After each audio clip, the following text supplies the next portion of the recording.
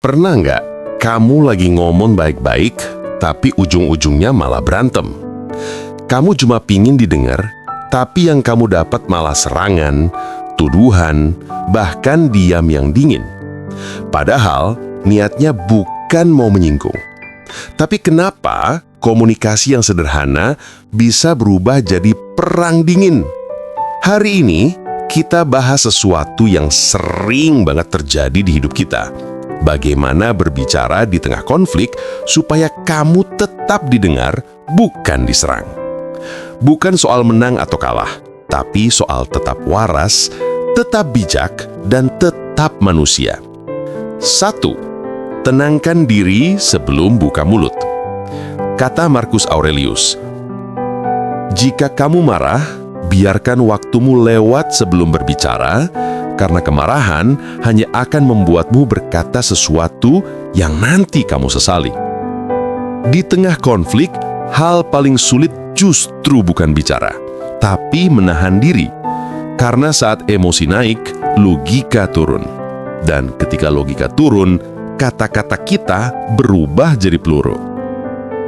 Contohnya begini, temanmu salah paham, lalu menuduh kamu nggak peduli. Refleksinya kamu bilang, "Ya, kamu aja yang terlalu sensitif." Boom, percakapan selesai. Yang tersisa cuma rasa sakit. Coba ganti responsnya dengan napas pelan, lalu bilang, "Aku dengar kamu merasa aku nggak peduli. Bisa ceritain kenapa kamu ngerasa begitu?" Kalimat yang sama-sama jujur, tapi efeknya beda. 2. Fokus pada makna, bukan ego. Seneca pernah menulis, "Orang bijak tidak berjuang untuk benar, tapi untuk memahami." Konflik sering membesar karena kita ingin menang argumen, bukan memulihkan hubungan. Jadi, sebelum kamu menjawab, tanyakan dulu, "Aku sedang ingin memahami kamu, bukan membantah kamu." Dalam dunia kerja misalnya, bos kamu ngomel karena laporanmu terlambat. Kamu bisa aja langsung membela diri. "Ya, akan banyak kerjaan, Pak." Tapi coba ganti dengan, "Iya, saya ngerti Bapak khawatir soal ketepatan waktu. Saya akan perbaiki sistem saya supaya nggak terulang."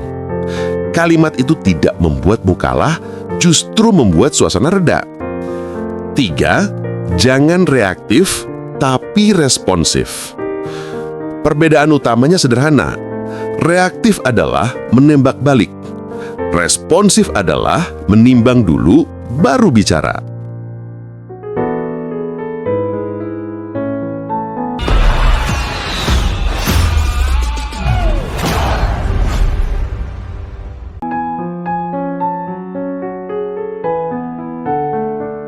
Al-Quran juga mengajarkan, "Dan hamba-hamba Tuhan yang Maha Pengasih itu adalah orang-orang yang berjalan di muka bumi dengan rendah hati. Dan apabila orang bodoh menyapa mereka dengan kata-kata kasar, mereka berkata, 'Salam.'" Al-Quran Surat Al-Furqan ayat ke-63. Ayat ini mengajarkan, bukan berarti diam itu kalah, tapi memilih tenang adalah bentuk kekuatan. Dalam percakapan yang memanas, diam sejenak bisa jadi bentuk kasih sayang, karena kamu memilih menjaga hubungan, bukan menuruti ego. Kadang, waktu terbaik untuk didengar adalah berhenti sejenak sebelum berbicara, karena suara yang tenang lahir dari hati yang damai. Kita akan lanjut nanti ke bagian berikutnya ya, di mana kita bahas bagaimana cara menyampaikan isi hati tanpa membuat orang lain defensif. Kalau kamu merasa segmen ini membantu, tekan tombol like biar algoritma tahu kamu suka hal-hal yang menenangkan. Dan jangan lupa subscribe supaya kamu nggak ketinggalan kelanjutan video ini. Pelan-pelan, kita belajar bicara bukan untuk menyerang, tapi untuk memahami. Kita sudah belajar bahwa ketenangan adalah fondasi.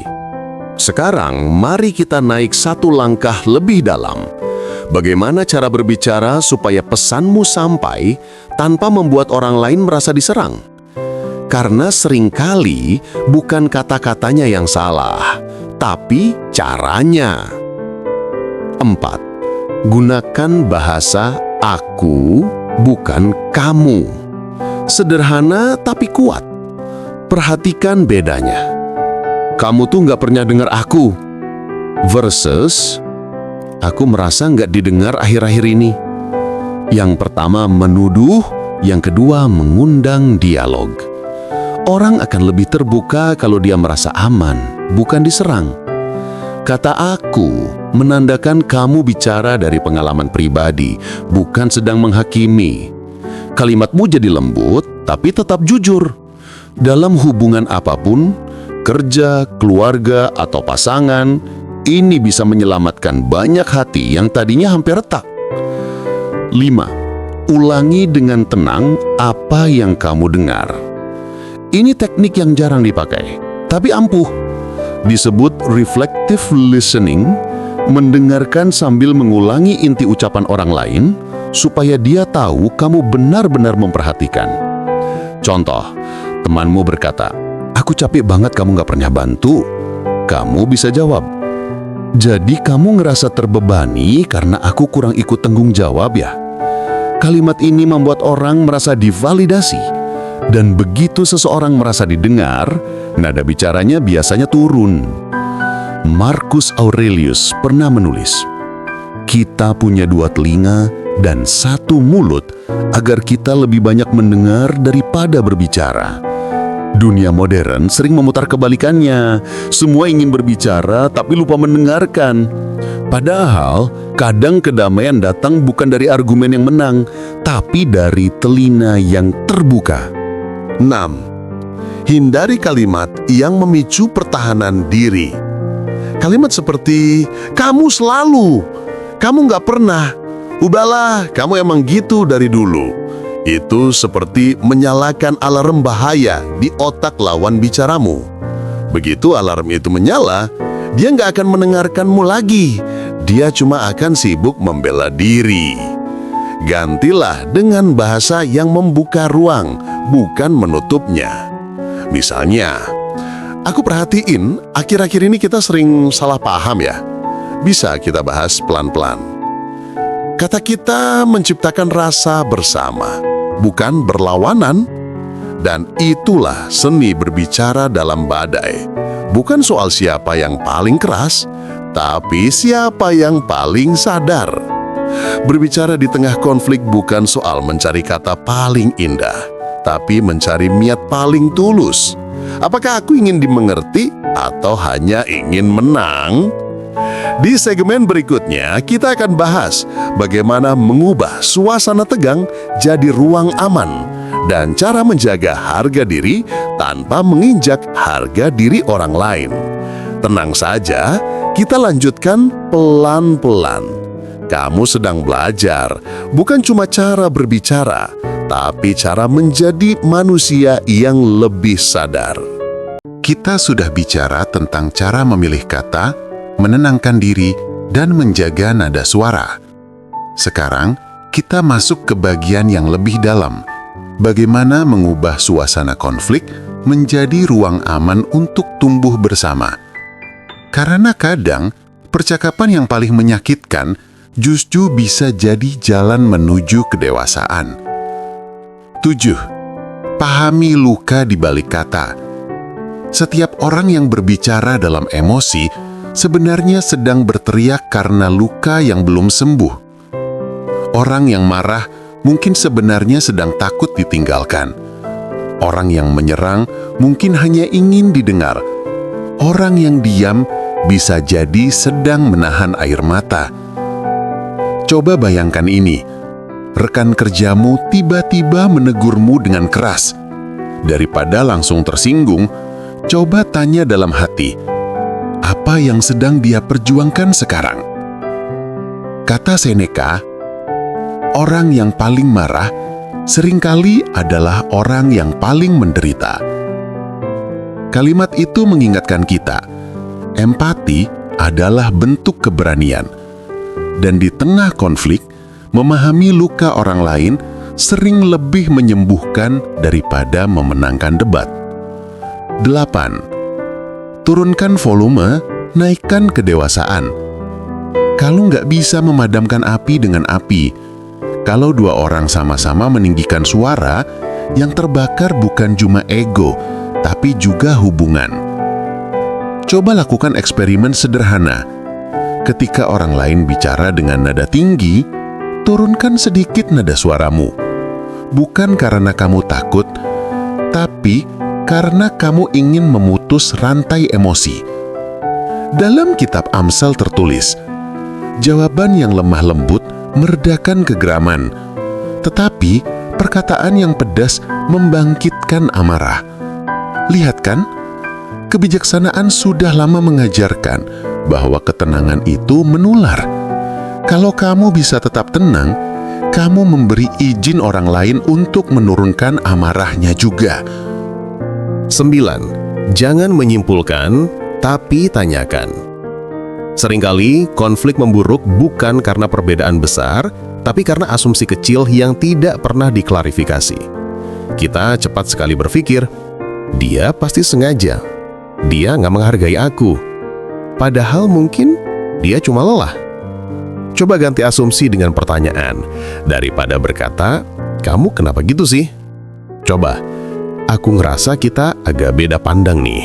Boleh aku tahu apa yang kamu maksud waktu itu? Pertanyaan membuka pintu, tuduhan menutupnya. Dan di dunia yang penuh reaksi cepat, orang yang mau bertanya dengan sabar adalah orang yang akan paling didengar. Kamu nggak bisa mengontrol reaksi orang lain, tapi kamu bisa mengontrol niat dan cara bicaramu. Dan kadang itu sudah cukup untuk mengubah arah seluruh percakapan. Ingat, berbicara dengan hati yang tenang bukan berarti kamu lemah. Itu berarti kamu sudah berhenti menjadikan ego sebagai kompas. Di segmen berikutnya, kita akan bahas 3 hal terakhir. Bagaimana menghadapi orang yang keras kepala, bagaimana menjaga harga diri saat diserang, dan bagaimana menutup percakapan tanpa meninggalkan luka baru. Kalau kamu sampai di sini dan merasa ini bermanfaat, klik like-nya dulu ya, karena mungkin di tengah dunia yang bising, kamu butuh lebih banyak ruang seperti ini. Tempat kita belajar untuk bicara dengan jiwa, bukan dengan amarah. Kadang kita sudah tenang, tapi orang lain tetap keras. Kita sudah bicara baik-baik, tapi balasannya tetap kasar. Lalu muncul pertanyaan besar. Kalau aku sudah berusaha tenang, tapi mereka tetap menyerang, apa aku harus diam? Hari ini, kita masuk ke bagian penting dari perjalanan ini. Bagaimana menjaga harga diri tanpa kehilangan kedamaian diri. 10. Hadapi orang keras kepala dengan kesabaran, bukan kekerasan. Orang yang keras kepala biasanya tidak butuh lebih banyak argumen. Mereka butuh ruang untuk merasa aman mengubah pikirannya. Tekanan membuat mereka bertahan. Kesabaran membuat mereka berpikir. Contohnya, dalam rapat kerja, tamu menyampaikan ide baru, tapi rekanmu langsung menolak dengan nada tinggi. Alih-alih menantang balik, kamu bisa berkata, "Oke, aku paham pandanganmu. Boleh aku jelaskan sedikit ya, kenapa aku berpikir sebaliknya?" Nada seperti itu tidak memaksa, tapi membuka ruang. Seneca pernah bilang, ketenangan lebih kuat dari kemarahan, karena hanya yang tenang mampu melihat jalan keluar. Dan benar, kadang satu kalimat lembut bisa meruntuhkan dinding keras kepala yang sudah bertahun-tahun terbentuk. 11. Bedakan antara menjaga harga diri dan menjaga ego. Ini yang sering salah kaprah.